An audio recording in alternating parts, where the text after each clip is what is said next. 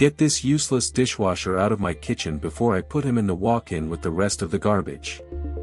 The words cracked across the dining room like a dropped tray of glasses, loud enough that 3 tables near the pass actually turned in their seats to look. Elias Thorne stood frozen at the edge of the kitchen, both hands still dripping from the sink, a rack of wine glasses balanced against his hip. 22 diners. An anniversary couple by the window. A birthday party of 6 near the bar. All of them now staring at a 61-year-old man in a stained apron being screamed at by a chef half his age. I said something's wrong with that fish, chef. Elias kept his voice low, steady, the way he'd learned to keep it steady 30 years ago in kitchens twice as hot as this one. The smell isn't right. You plate that halibut, you're going to have a problem tonight. Dominic Reyes laughed, and it wasn't a real laugh, it was the laugh of a man performing for an audience. He turned to the line cooks, spreading his arms like a ringmaster. Did you hear that? The dishwasher is telling me about fish. The man who scrapes plates for a living is giving me a lecture on freshness. He turned back to Elias, and his voice dropped into something meaner. You want to know what you are? You're a mop with legs. Now get back to your sink before I write you up. Somewhere behind the pass, a server named Priya winced and looked away. The birthday party near the bar had gone quiet, phones half raised, unsure whether to film or pretend they hadn't seen anything. Elias set the rack of glasses down. His hands weren't shaking, though maybe they should have been. He'd been humiliated before. He'd survived worse than a 34-year-old in a $500 chef's coat. But something about the halibut, about the smell that had hit him the second the delivery truck backed up to Thistle and Vine's rear door that afternoon, wouldn't let him just walk away. Chef Reyes, he said. I'm asking you not to serve that fish tonight. And I'm asking you, Reyes said, stepping close enough that Elias could smell the cologne over the char of the grill, to remember your place. You're a dishwasher. You wash dishes. That is the entire extent of your qualification to speak in this kitchen. Now get out of my sight line before I have you fired on the spot. Elias looked at him for one more second. Then he picked the glass rack back up, and turned, and walked to the sink, and said nothing at all. Which country are you watching from tonight? Drop it in the comments before we go on, because in about 4 hours, this exact kitchen was going to need the quiet man at the sink more than it had ever needed anyone in its history, and almost nobody in that room had the slightest idea who he really was. 14 months earlier, Elias Thorne had walked into Thistle and Vine on Wharton Street and asked the owner, a tired, kind woman named Carol Bissett, if she had any work. Not cooking work. Dish work. Carol had looked at the application, seen a 14-year gap where employment history should have been, and asked exactly one question: can you show up every day and do the job right? Yes, ma'am, Elias had said. That's all I want to do. She'd hired him on the spot, and for 14 months, Elias Thorne had been the most reliable, most invisible person on the payroll. He arrived first. He left last. He scrubbed pots with a discipline that unsettled the younger staff, who couldn't understand why a man his age took such quiet, exacting pride in something so unglamorous. He never talked about his past. He never mentioned that he used to own a restaurant. He never mentioned the 2 Michelin stars, or the magazine covers, or the name that used to make reservation lines stretch around city blocks. He never mentioned Larkspur. 11 years, he had run that restaurant.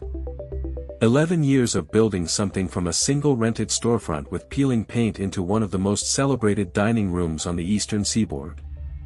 He'd done it with his wife, Marion, standing beside him every single one of those 11 years. She ran the front of house, greeted every guest by name, kept the books balanced when Elias forgot the world existed outside the walk-in.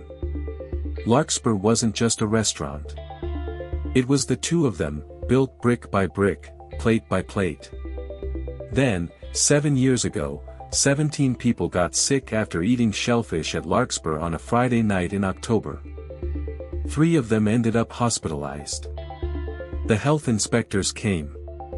The story hit the local news within 48 hours, and by the following week it was a national headline: celebrated chef's restaurant linked to severe food poisoning outbreak. The truth that Elias had never told a single reporter, a single investigator who would listen, a single soul outside of Marion, was this: the shellfish hadn't come from Larkspur's usual supplier. It had come from a rushed, unlogged substitute order placed by his business partner and general manager, a smooth-talking man named Gareth Pell, who ran the restaurant's back office and supply contracts. Pell had cut a deal with a cut-rate seafood distributor to save money during a rocky quarter, skipped the required temperature documentation, and never told Elias the product had changed. When the outbreak happened, Pell destroyed the delivery paperwork before the health board could subpoena it. Elias had no proof. What he had was a signature on the supplier contract, his signature, because he trusted his partner and rarely read the fine print on logistics, and a business partner who, when questioned, quietly let the story land entirely on the man whose name was on the door. Pell claimed innocence. Pell claimed he'd simply followed the chef's own directive to cut costs. And Elias, staring at a health board ready to shut the whole place down and put 26 employees out of work overnight, made a choice. He took full responsibility, in public, on camera, so that the health board would let the restaurant close quietly instead of dragging his entire staff's names through a criminal negligence investigation that would have followed every one of them for the rest of their careers. Larkspur closed within the month. Elias Thorne's name became a punchline in industry circles. Every door that used to open for him slammed shut. And 6 months later, Marion, who had stood by every single decision, who had held his hand through every article, every cancelled reservation, every cruel headline, died of a sudden heart complication that the doctors said had nothing to do with the stress of that year, though Elias never quite believed them. He kept one thing from those 11 years. A single recipe card, written in Marion's looping handwriting, for the brown butter and sage dish that had been on Larkspur's menu the very first night they opened, the dish she used to say was the reason people fell in love with the place before they'd even tasted anything else. The paper had gone soft and translucent at the folds from being carried in his shirt pocket every day for 7 years. He never let it out of his sight. Not once, in 14 months of scrubbing pots at Thistle and Vine, had a single person seen it. In the weeks after Larkspur closed, reporters had camped outside his apartment for 11 straight days, hoping he'd finally say the one thing he never said, that it wasn't his fault. He remembered opening the door on the 9th day, exhausted, unshaven, and a young reporter shoving a recorder toward his face and asking, "Don't you want people to know the truth, Chef Thorne?" And Elias remembered looking past her, at the staff he could still picture lined up behind the pass every night, the 26 people whose rent, whose health insurance, whose futures depended on a health board deciding this was a mistake and not a cover-up, and he'd said only, "I take responsibility," and shut the door. Marion had stood behind him in the hallway that whole time, arms crossed, saying nothing, because there was nothing left to say that they hadn't already said to each other at 2 in the morning, over and over, for weeks. She never once asked him to fight harder to clear his name. She only ever asked if he was eating, if he was sleeping, if he needed her to sit with him a while longer before he tried to close his eyes. He thought, more than once in the years since, that the silence between the two of them in that hallway had been its own kind of love letter, the kind that doesn't need proof or vindication, just presence. Which is exactly how Elias Thorne had wanted it. Invisible. Quiet. Done with kitchens that mattered, done with a name that used to mean something, done with trust. Until tonight, when a delivery truck he didn't recognize backed up to the rear door at 4 in the afternoon, and the man signing off on the paperwork looked up, and for 1/2 second, Elias thought he recognized the eyes. He told himself he was wrong. He told himself 7 years and a beard and 30 pounds could change a face. He told himself a lot of things as he carried the crates of halibut into the walk-in, and every single one of those things fell apart the moment he opened the top crate and caught the smell. It wasn't a small thing, that smell. It was the specific, sour, ammonia-edged wrongness of fish that had been temperature abused somewhere between the water and the truck, exactly the kind of failure that doesn't always show on the outside, that a rushed line cooked plates without a second thought, and that can put a table of people in the hospital by midnight. Elias had smelled it exactly once before in his life, 7 years ago, in a walk-in that used to be his own. He'd gone straight to Reyes. He'd been humiliated in front of 22 diners for his trouble. Now it was 7:40, and the first ticket for the halibut had already gone up on the rail. Elias stood at his sink, hands moving through a stack of sauté pans on pure muscle memory, eyes fixed on the pass. He watched Reyes plate the fish with theatrical flourishes, watched a server named Priya carry 2 orders out to table 9, the birthday party, 6 people, 2 of them children. He waited 30 seconds. Then he dried his hands on his apron and walked straight through the kitchen doors into the dining room, which no dishwasher at Thistle and Vine had ever done in 14 months. Stop. His voice carried, quiet but absolute, the kind of voice that used to run a kitchen of 40 people without ever needing to be raised. Priya froze mid-stride, the 2 plates of halibut still in her hands. Don't serve that table. Reyes came storming out from behind the pass, face red. Are you insane? Get back in that kitchen right now. Chef Bissett needs to be called down here, Elias said, still not raising his voice, still looking at Priya, not Reyes. Right now. And that halibut needs to be pulled from every ticket on the rail. All of it. Immediately. You do not give orders in my kitchen. I'm not giving an order, Chef Reyes. Elias finally turned to him.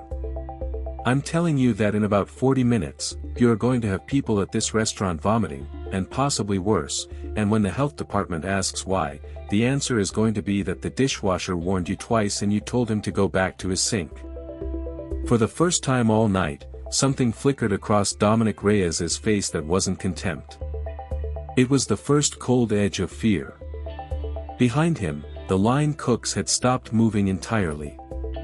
A young cook named Farid, barely 6 months into the job, still had a pan of brown butter foaming on the burner, forgotten, edging toward scorched. Nobody in that kitchen had ever seen the dishwasher raise his voice, let alone walk into the dining room and stop service outright.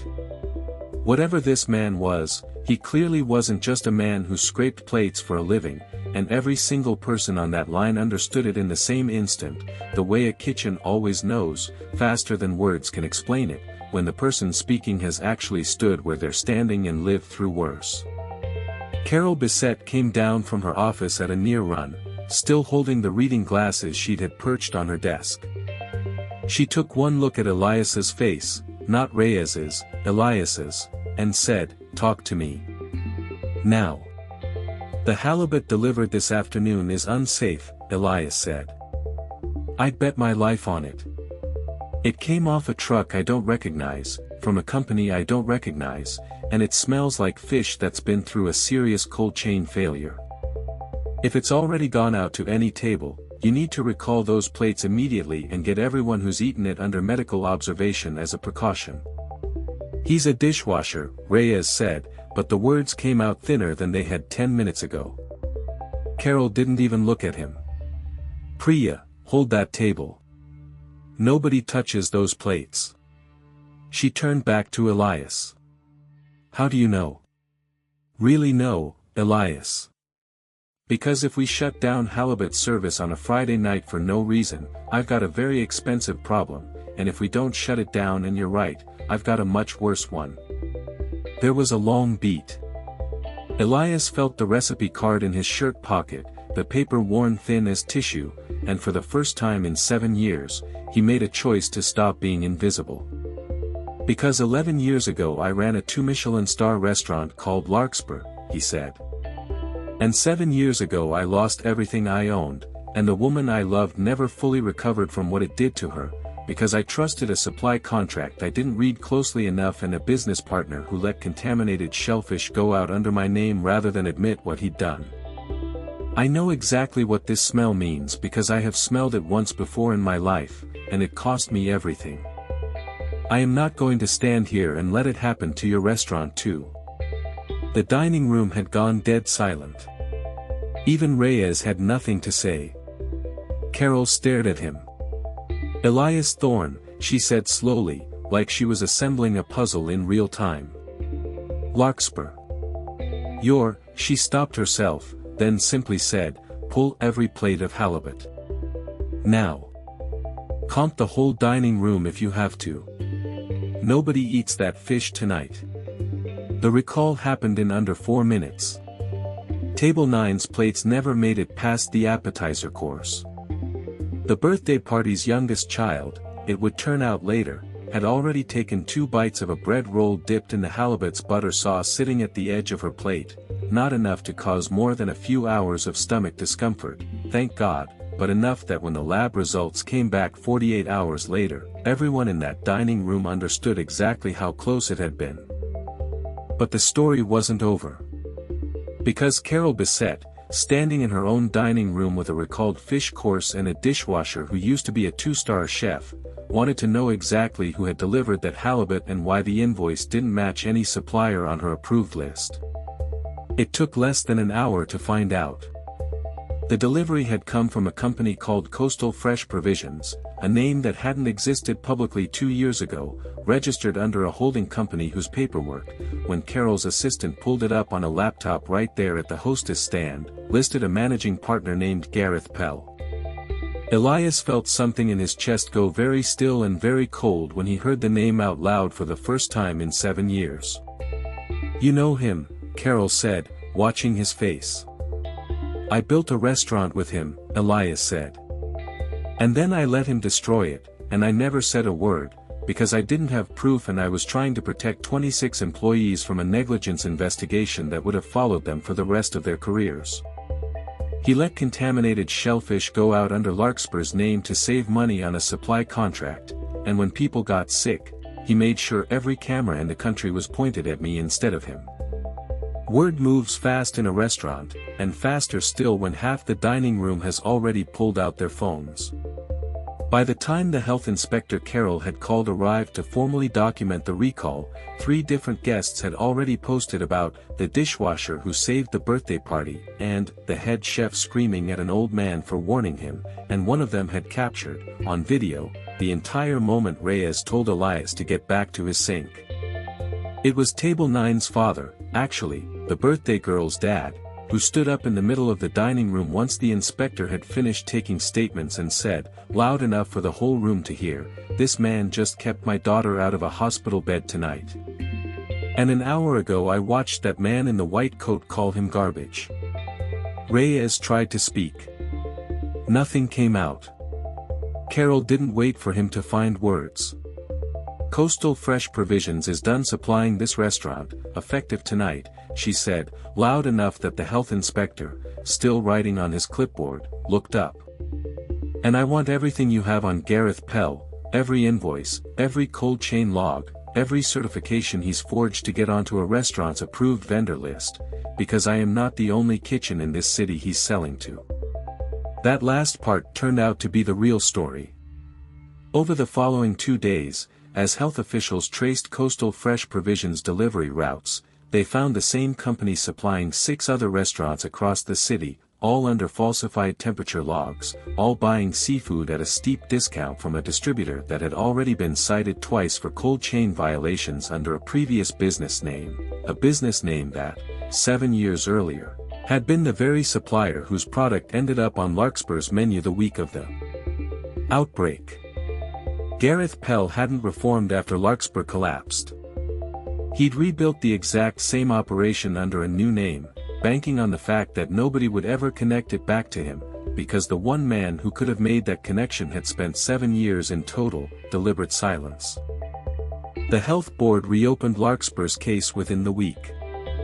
This time, with Coastal Fresh Provisions' actual delivery and temperature records seized as evidence, records Pell hadn't managed to destroy this time, because Carol Bissett had gotten to the paper trail before he did.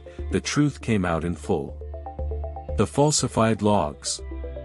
The substituted supplier. The signature that Pell had gotten a nervous junior employee to backdate 7 years ago, making it look like Elias himself had authorized the cheaper shellfish order. Every piece of it, laid out in an official finding that did what no interview, no apology, no quiet conversation ever could have. It cleared Elias Thorne's name, on the record, permanently. Gareth Pell was charged with multiple counts of food safety fraud and criminal negligence across 2 separate incidents 7 years apart. He did not go quietly. He tried, in fact, to claim in his own defense that Elias had always known about the supplier switch, hoping perhaps that mud thrown 7 years too late might still stick to a man with no more reputation left to lose. It didn't work. The paperwork told a story that no amount of talking could undo, and for the first time in 7 years, Elias Thorne watched, from a courtroom bench, as the truth simply spoke for itself. During the proceedings, one detail surfaced that Elias hadn't known until that week. The nervous junior employee Pell had pressured into backdating the falsified paperwork 7 years earlier had been a 23-year-old logistics assistant named Callum Ostrander, who had gone along with it out of fear of losing his very first job in the industry, and who had spent the years since consumed by guilt he'd never told a soul about. When investigators reopened the case, Callum came forward on his own, before he was even subpoenaed, and handed over an old, handwritten note Pell had passed him the night of the switch, instructing him exactly what to alter and whose name to leave untouched. It was the single piece of evidence that made the rest of the case airtight. Elias, when he heard about it, asked only one thing of the prosecutor, that Callum's cooperation be weighed as fully as the law allowed, because a young man frightened into a lie at 23 was not the same thing as the man who'd built a career out of telling them. Dominic Reyes did not last the week at Thistle and Vine. Carol didn't fire him outright. She told him, in front of the entire kitchen staff, that a chef who couldn't tell the difference between an employee beneath him and a colleague he hadn't bothered to know had no business running her line. She gave him a choice: resign with a neutral reference, or she would tell every publication currently writing about the dishwasher who saved Thistle and Vine exactly what he'd said to that dishwasher, on camera, in front of 22 witnesses. Reyes resigned within the hour. What happened next surprised Elias more than anything else. 3 days after the story broke, and it did break, first locally, then picked up by a regional paper, then a food industry outlet that remembered exactly who Elias Thorne used to be, Carol Bissett called him into her office, sat him down, and slid a folder across her desk. "I want you to run my kitchen," she said. "Not because of the headlines. Because I watched you, for 14 months, do the hardest, least glamorous job in this building better than anyone I've ever employed, and because you just proved you'd rather protect strangers at table 9 than protect your own pride. That's the only kind of chef I want anywhere near my name. Executive chef, full creative control, your terms." Elias didn't answer right away. He thought about 11 years of Larkspur. He thought about Marion, about the recipe card gone soft in his shirt pocket, about 7 years of silence he'd told himself was penance. And he thought about the last 14 months, scrubbing pots at a sink that had, in its own strange way, given him something Larkspur's glittering dining room never had: peace, and time, and the chance to remember why he'd loved cooking before it ever came with a magazine cover attached. "I'll come back," he finally said. "But not as an executive chef with a big office. I want to be on the line. I want to teach. And one night a week, I still want to be the one who washes the pans, because a kitchen forgets what it owes to the people at the bottom of it faster than anything else I know, and I never want to forget it again." Carol smiled and shook his hand. The following month, Thistle and Vine relaunched its dinner menu with one new dish added to the very top of the card: brown butter and sage, exactly as it had been served on Larkspur's opening night, 11 years and 7 years and one long silence ago. Elias framed the original recipe card at last, the paper gone nearly transparent at every fold, and hung it just above the pass, where every cook on that line would see it before every single ticket went out. Not because he needed it to remember the recipe. He'd known that recipe by heart for 2 decades. He hung it so the whole kitchen would remember what the food on that pass actually cost, and what it was worth, every single night. As for Gareth Pell, the courts eventually handed down a sentence that included restitution, a permanent ban from the food distribution industry, and several years of supervised probation. Elias was asked, during the sentencing hearing, whether he wanted to make a victim statement pushing for the harshest possible punishment. He stood, and he said something that surprised the courtroom more than anything the trial itself had produced. "I lost 11 years of work and the last months of my wife's peace of mind because this man let me take a fall he built," he said. "I'm not going to pretend that doesn't still sit in me somewhere.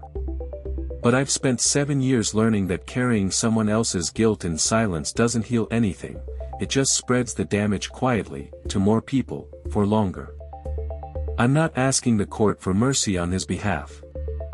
I'm asking that whatever sentence he serves, it comes with real oversight, real accountability, and an actual path to prove, if he's capable of it, that a person can rebuild something honest after they've broken it.